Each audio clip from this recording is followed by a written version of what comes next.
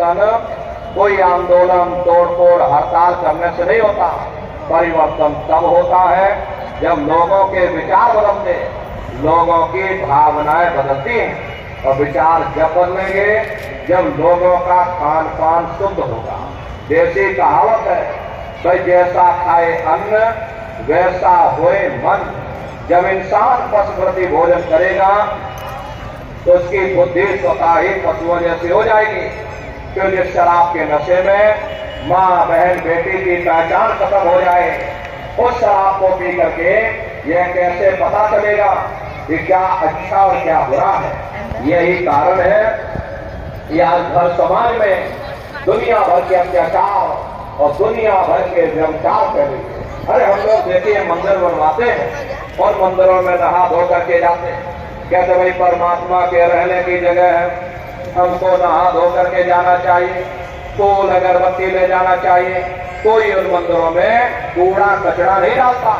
अगर तुम कूड़ा कचरा डालोगे तो आपस में लाठियां चल जाएंगी। फिर ये जो हरि मंदिर है, ये पंच भौतिक शरीर जिसे महात्माओं ने हरि मंदिर कहा, इसमें तुम हाड़ मांस के लोकड़े डालते हो, इसमें तुम शराब के कतरे डालते हो, इसमें तुम मुर्गा मुर्गी काट करके डाल रहे। अरे अपने बनाए हुए ईंट गारे के मंदिर की तुम कद्र करोगे और परमात्मा के बनाए हुए इस मानव मंदिर को तुमने जीते जी कब्रिस्तान बना दिया तो सख्त सजा मिलेगी। अरे महात्माओं ने लिखा है कि दिल भर मच्छी खाई के कोट गौ दे दान, काशी करवट जा मरे निश्चय नरक निदान। यदि दिल भर भी मच्छी खा करके फिर चाहे कोटान कोट तुम गौओं का दान करो और काशी में जा करके मक्खा रगड़ते रगड़ते अपनी पूरी जिंदगी वहां पर गुजार दो, फिर भी तुमको तुम्हारे गुनाहों की सजा मिलेगी। कोई बच नहीं सकता, क्योंकि ये कर्म भूमि है। यहाँ तुम जैसा कर्म करोगे वैसा फल तुमको मिलेगा। देखिए इस कर्म भूमि पर कृष्ण भगवान तक नहीं बच पाए। उस समय बाली को छिप करके मार मारा, वही बाली कृष्ण अवतार में पहेलिया बन करके आ गया। कृष्ण भगवान के पैरों में पदम चमकता था, हिरण की आंख समझ करके और पहेलिये ने निशाना मार दिया। और जब पास में आकर के देखा कृष्ण भगवान थे, अफसोस करने लगे। लेकिन कृष्ण भगवान ने उसको समझाया कि भाई इसमें तुम्हारा कोई दोष नहीं। उस समय हमने तुमको मारा, आज तुमने हमको मार दिया, हमारा तुम्हारा अदला बदला पूरा हो गया। कर्म प्रधान विश्व रच राखा, जो जस करे सो तत्पल चाखा। ये कर्मों का ऐसा देश है, यहाँ तुम जैसे बीज बोगे वैसे ही फसल काटोगे। इसलिए प्रेमी भाई बहनों, हमारी आपसे प्रार्थना है कि आप सभी लोग शाकाहारी रहिएगा। ये तरह तरह की बीमारियां जो आज के समय में आ रही, इसका मुख्य कारण एक ही है, लोगों का खान पान गंदा हो गया। अरे आप अपनी बुद्धि से विचार करिए, इंसानों के खून में जब जानवरों का खून मिल जाएगा, इंसानों के अंदर जब जानवरों के कीटाणु पहुंच जाएंगे तो न जानवरों की दवा काम में आएगी न इंसानों की दवा काम में आएगी। तो परिणाम क्या होगा? ऐसे महामारियां फैलेंगी। प्रेमी भाई बहनों, अभी देखो कोरोना जैसी महामारी आई, पूरा विश्व तबाह हो गया। लोग अपने अपने घरों में कैद हो गए, कोई किसी से मिलने को तैयार नहीं। न जाने कितने घर परिवार उजड़ गए, न जाने कितनी लाशें बह गई, न जाने कितने बच्चे अनाथ हो गए, न जाने कितनी माताएं विधवा हो गई। लाखों लाख रुपया लेकर के लोग अस्पतालों के चक्कर काटते रह गए, एक ऑक्सीजन का सिलेंडर नसीब नहीं हुआ। कारण क्या है? कारण यही है, जब जानवरों के कीटाणु इंसान के शरीर में प्रवेश कर जाएंगे तो ऐसी महामारियां आने वाले समय में और फैलेंगी। हमारे गुरु महाराज परम संत बाबा जय गुरुदेव जी महाराज सन 70 के दशक में ये भविष्यवाणी किया करते थे, बच्चा आगे नई नई बीमारियां आएंगी।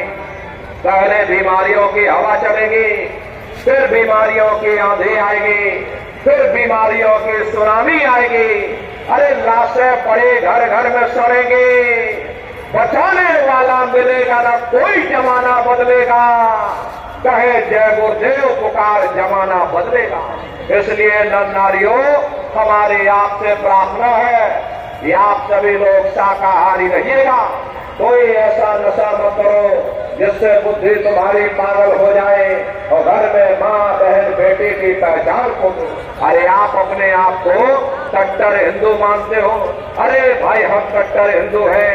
हमसे बड़ा सनातनी दुनिया में कोई नहीं।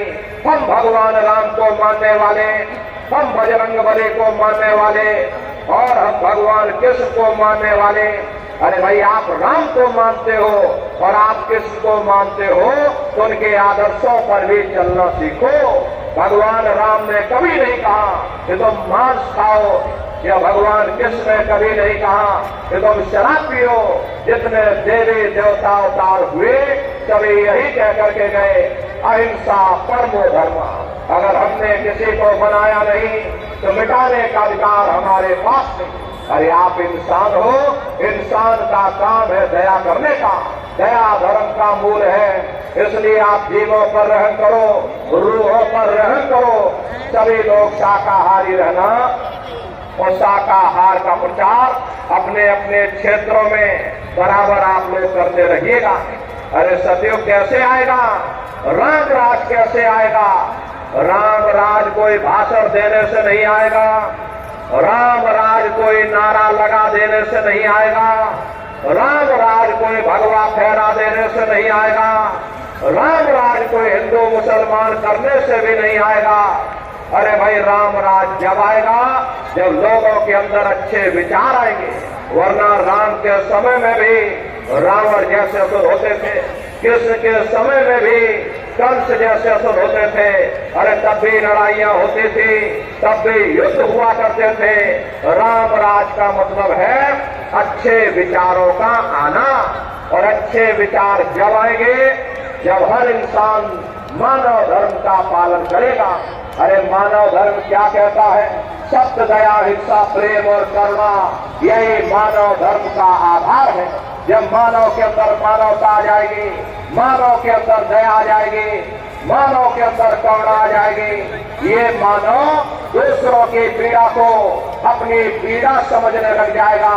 अरे जब इंसान के अंदर इंसानियत आ जाएगी तब सही मायने में देश में राम राज आ जाएगा। इसीलिए महात्माओं ने कहा है, राम राज को लाना है तो पहले मानव धर्म अपनाना है। मानव को पहले मानव धर्म अपनाना पड़ेगा। मानव को मानवीय गुण अपनाने पड़ेंगे। इसीलिए हमारे गुरु महाराज कह करके गए, बच्चा गांव गांव जा करके तुम हमारे संदेशों को जन जन के बीच में पहुंचा दो। गांव गांव के लोग शाकाहारी हो जाएं, गांव गांव के लोग सदाचारी हो जाएं, गांव गांव के लोग चरित्रवान हो जाएं, आंखों में माँ बहन बेटी की पहचान कायम हो जाए। तो जब हमारा ये गांव बदल जाएगा तो ये पूरा समाज बदल जाएगा। निश्चय ही कलयुग में सतयुग आ जाएगा। इसलिए प्रेमी भाई बहनों, धर्म के प्रचार में आप सभी लोग अपना अपना योगदान दीजिएगा। आप सभी लोग एक एक गांव गोद लेने का होली के अवसर पर संकल्प लेकर के जाइएगा। भाई, हम एक गांव गोद लेंगे, एक गांव के लोगों तक गुरु महाराज के संदेशों को पहुंचाएंगे। अरे प्रेमी भाई बहनों, हम सभी लोग अपने गुरु महाराज के जलाए हुए चिराग हैं।